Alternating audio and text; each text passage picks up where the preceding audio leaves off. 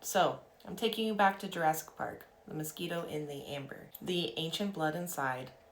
A scientist looks at it under a microscope, and the whole movie goes, what if we could bring him back? I feel like that image is maybe one of the most famous science fiction images in the last 30 years. If you've seen the movie, it's burned into your brain, and you know exactly what I mean. A mosquito trapped in tree resin millions of years ago, preserved perfect, everything about it still intact. Let us sit with that for a second, because I'm going to suggest something I'm sure you will think is absurd. What if amber and snowflake preservation are almost the exact same thing? And I'm being serious. I preserve specimens in transparent resin. That is what I do. I take something impossibly delicate, a real snowflake, an actual crystal of ice that formed in a cloud and fell on a specific mountain in Colorado, and I preserve it in resin. Transparent, hard, permanent, the snowflake inside, every detail still intact, waiting for the perfect home. It's not a metaphor for what the amber does. It is the same chemistry, the same process. Trees figured this out 230 million years ago. I'm going to be honest with you, when I learned how amber actually works, when I understood the chemistry, I had this moment where I just sat down and went, we've been doing this forever. Humans, trees, all of us, since the beginning of time. Individuals who cast temporary things in permanent material. Fashion, snow globes, a whole winter world, because it is where it all comes together and where it comes from. Not with humans, but with trees. Let's talk amber. What even is amber? Because I think most of us have a vague sense of it. It's a golden gemstone, old. Sometimes it has a bug in it. Jurassic Park. But the actual story of what it is and how it forms is so much wilder than that. Amber is fossilized tree resin, not sap. There is a difference. Sap is the sugary liquid that moves through a tree to feed it. Resin is something different. Resin is what a tree produces when it gets wounded. It's a defense mechanism. Something bites into the bark, a branch breaks, a beetle drills in, and the tree bleeds resin. Thick, sticky, viscous stuff. It seeps out of the wound and it does two things. It seals the injury and it traps whatever was causing the problem. Contemplate on that. The tree isn't trying to make anything beautiful. It's not trying to preserve history. It's just trying to heal itself. It's doing what living things do. It's protecting itself. And in the process of protecting itself, it accidentally captures the world. A fly lands on the resin and gets stuck. A spider walks over a drip and gets pulled in. A flower falls and is swallowed whole. A drop of ancient atmosphere can be sealed inside, and the resin keeps flowing all around it, covering it, encasing it. The resin falls into the soil, gets buried under sediment. Hundreds of thousands of years pass, maybe even millions of years, and something extraordinary starts to happen at the molecular level. The resin undergoes a process called polymerization.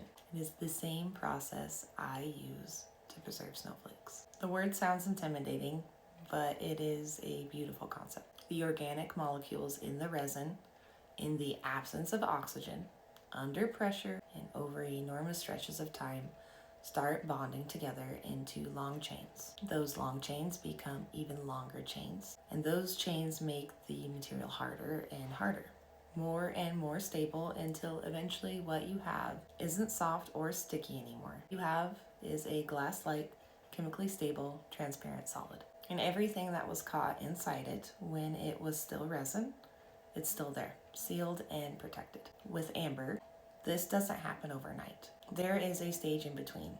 When resin is under 40,000 years old, copal is young fossilized resin. It looks a lot like amber, but it hasn't fully polymerized yet. It's still in process. You can actually dissolve copal in acetone. When you try that with amber, nothing will happen. Amber has crossed the finish line, and copal hasn't quite made it there yet. Baltic amber, which is the most famous type, the one that comes from the shores of the Baltic Sea in places like Levita, Lithuania, and Poland, from what geologists call the Eocene period, about 44 million years old. Up to 90% of the world's supply of amber comes from the Baltic seashore.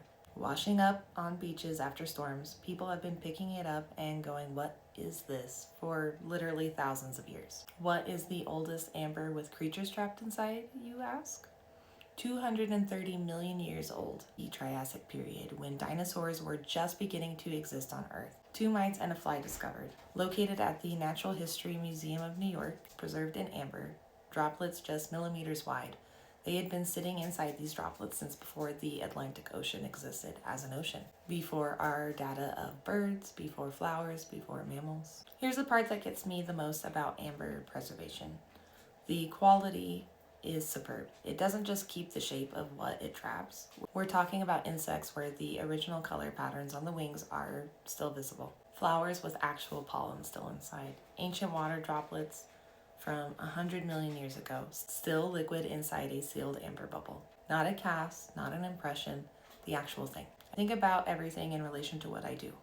When I preserve a snowflake, I'm not making a replica.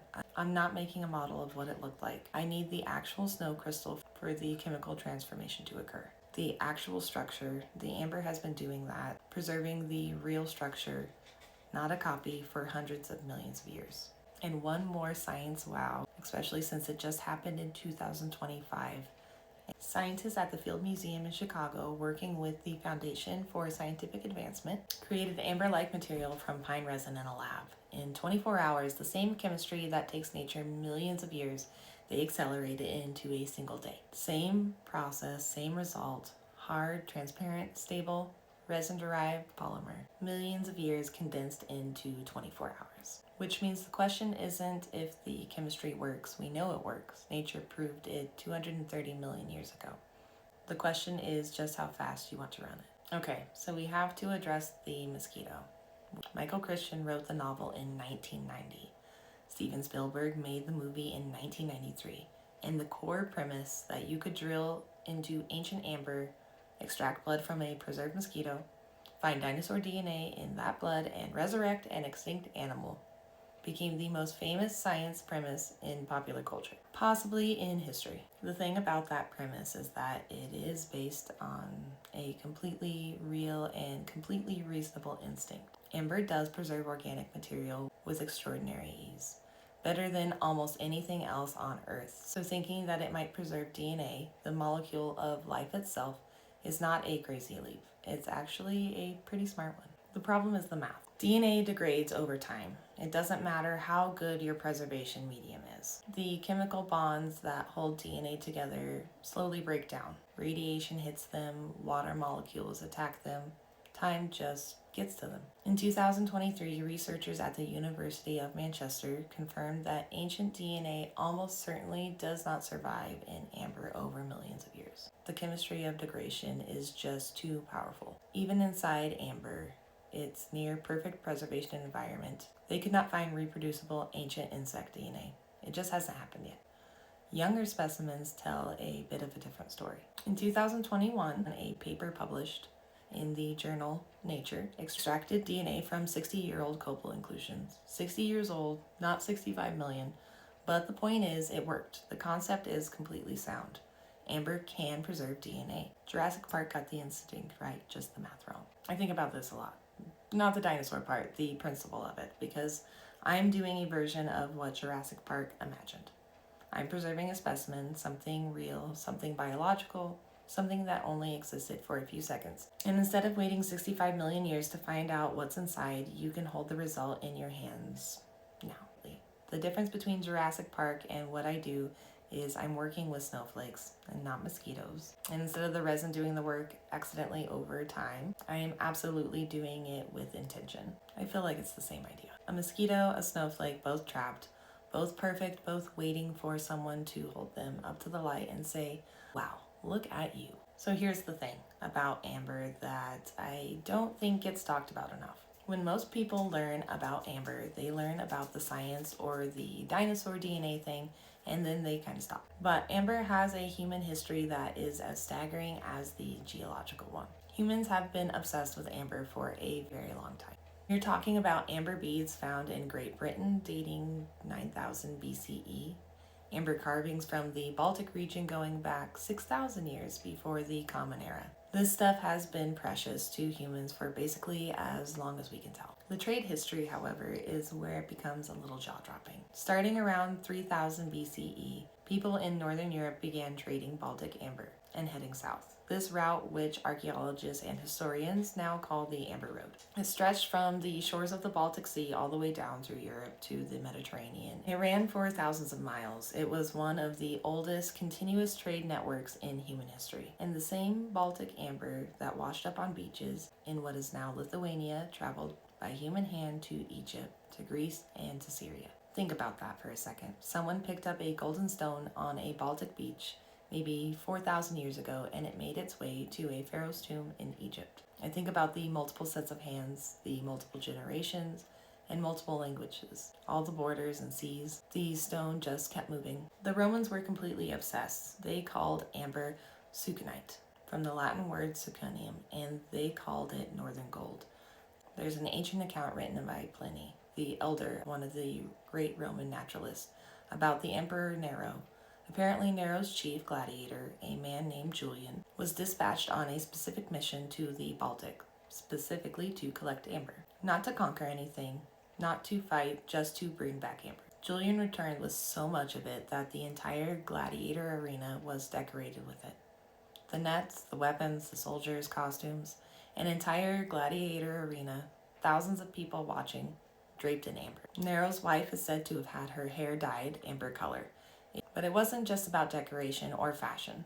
Baltic tribes from as early as 2000 BCE used amber as medicine. They believed it could cure arthritis, epilepsy, even the Black Death. Just holding the stone or burning it as an incense or wearing it close to the body, whether it cured anything or not, the belief was widespread and very persistent. Something about this glowing, warm, ancient material felt powerful to people. There is something about holding amber. It feels alive in a way that other stones don't. Maybe because it's truly not a stone. The trade control part of this history is where it begins to get genuinely dark. A German crusading military order seized total control of the Baltic amber trade, total monopoly, and they enforced it in the most extreme way imaginable. The punishment for collecting amber on a Baltic beach without permission was death. Not a fine, not imprisonment, death. In 1264, before the knights fully consolidated their monopoly, but during the same period of amber control, there was a known executioner, employed specifically to execute people caught hoarding amber.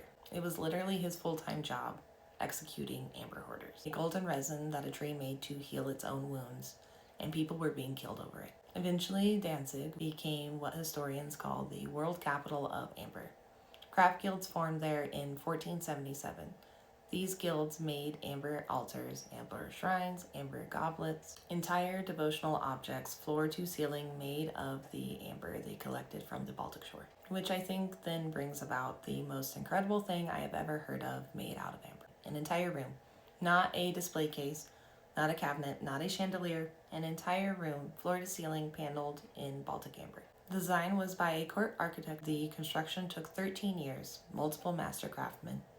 The amber panels were backed with gold leaf and set in front of mirrors so the whole room glowed from inside. When you stood in it, amber surrounded you completely. The ceiling, the walls, every surface, golden, warm, translucent light coming from everywhere. It was cited as the eighth wonder of the world. It was first installed in the Berlin Palace, and then in 1718, the Great of Russia came to visit. He admired the amber room so openly and persistently. King do what kings do when they want an ally. He gave it to him as a diplomatic gift along with a yacht. The entire amber room was on a train headed to Russia. It was eventually moved to Catherine the Great's summer palace near what is now St. Petersburg. Over the following decades, it was expanded, renovated, and added to. By the time it was fully completed, scholars estimated its value, and in today's world, $500 million. And then the Second World War happened. In September of 1941, Nazi troops overran the palace. Soviet curators had been trying to evacuate the most precious objects, but the amber room had a problem. Over 2 centuries of display had dried the amber. The panels were brittle. If they tried to move them, the amber would crumble. So they did the only thing they could think of. They hung wallpaper over it. Just wallpaper, hoping the soldiers wouldn't know what was behind it. The Nazi troops found the panels in under an hour, and within a couple days, the entire room had been dismantled, packed into 24 crates, and loaded onto a train, off to a castle. In November of 1941, it was opened to the German public. But then the war turned. Bombers hit. August 1944, the room was packed into crates once again, and then the 24 crates magically disappeared. They have never been found. There have been searches, decades of them. Most historians believe the room was probably destroyed. Nobody knows for certain. The mystery has never been solved. A reconstruction of the room began in 1979. It took 24 years. In 2003, the new Amber Room was unveiled at Catherine Palace in St. Petersburg. This was a joint project, but the original, all that amber, all those centuries, all the golden light is gone. I think about this sometimes while I'm preserving. Even amber isn't permanent in human hands. The most extraordinary amber object ever made, an entire room, was lost to one war. I want to bring this back around to where I started and to what I actually do. A tree gets wounded, it bleeds resin. A tiny creature gets caught inside the resin. The tree doesn't know it's making a time capsule. It doesn't know that 230 million years from now, someone is going to find that droplet and hold it up to the light and see a tiny fly with every surface detail intact. The tree is just trying to heal. The preservation, although beautiful, was completely accidental. And I've been thinking about that for months as we move into the spring and summer. Because nothing I do is accidental. Every snowflake is carefully selected. I preserve each one on purpose. I catch the snowflake before it melts. I work the resin. I wait. I check. It's an intentional act every time. And the reason I do it intentionally, the reason I built an entire business around it in a little town in Colorado, is because of exactly what the trees are doing by accident. I saw what preservation could do. I have seen what it means to hold something that was supposed to be temporary, and I thought, what if I could do that too? Here's the chemistry. Amber is a naturally occurring polymer formed over millions of years from tree resin. When I preserve snowflakes, I use a synthetic polymer formed in hours from manufactured compounds in a lab. In both cases, you start with a liquid resin. In both cases, volatile compounds stabilize. In both cases, organic molecules bond together into long polymer chains. And in both cases, what you end up with is a hard, transparent, chemically stable solid with the specimen locked inside. Trees take millions of years, and I feel very lucky that I can do it in a winter's time. I am a mom of 2 kids in this crazy world that seems to move so fast. And I want most, not just for them, is to be the kind of person who actually notices, who doesn't let the thing pass without seeing it. There's a lot of noise, there's a lot of rushing past, and I got really attached really early to the practice of stopping and saying, wait, look at this right here. Amber does that. A tree bled into a spider 100 million years ago, and today a person can hold that spider up to the light and see every hair on its body. That spider was noticed. That moment was captured. The oldest preserved creatures on Earth are 230 million years old, and amber droplets in my snowflakes preserved using the same chemistry I hope lasts just as long. A snowflake is as far from a dinosaur as you can get. It's not a creature. It is not breathing or alive. Water molecules arranged by temperature and humidity into a structure that has never existed before and will never exist again. It falls, it melts in the natural order of things, and most are gone in 30 seconds or less. And yet, when I am able to catch one, and when it cures just right, I can hold it up to the light and I see every single arm of that crystal still perfectly inside. I feel the same thing I feel when holding a piece of amber up to the sun. The sense of something that was saved, something that should have been lost and isn't. Time got fooled, just a little, just this once. The mosquito in Jurassic Park is the most famous image of this feeling. A creature that lived millions of years ago, suspended, waiting. Jurassic Park asked, what if we could bring it back? What if being preserved meant you could return? And maybe, I think the question I'm asking is a bit simpler. Not can I bring it back, but can it stay? Can we look at it? Can we hold it in our hands? That's what amber does, and that's what preserved snowflakes do. I want to hand this to someone and say, see, do you see this was real? Trees figured out how to do this by accident. If you keep watching my videos, thank you, genuinely. I hope this one landed the way I wanted it to. I'm Danielle, I preserve real snowflakes in resin. You can find them at preservesnowflake.com or on Etsy at preservesnowflake.co. And wherever you are right now, look for the thing in your day that's about to pass. The light coming through the window, a child's face right before they laugh, the frost on the glass in the morning, dew on the blades of grass. You don't need to preserve it, just notice it. That's enough. I'll see you next time.